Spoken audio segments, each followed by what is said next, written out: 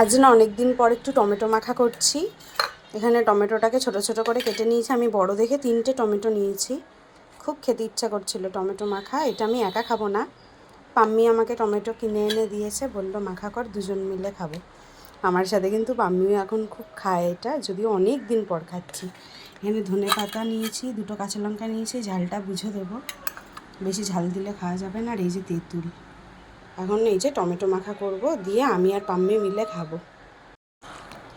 এই যে বেশিক্ষণ কিন্তু লাগে না, আমার এখানে টমেটো মাখাটা হয়েই গেছে। আর 2টো লঙ্কাই আমি দিয়েছি ঝালটা বুঝেই। আমি একটুখানি চেখে নিয়েছি, দারুণ হয়েছে। অনেক দিন পর খাচ্ছি, জিভে জল চলে আসছে দেখে। এবার এখান থেকে নিয়ে পাম্মির জন্য কিছুটা দেবো আর আমার কিছুটা রাখবো।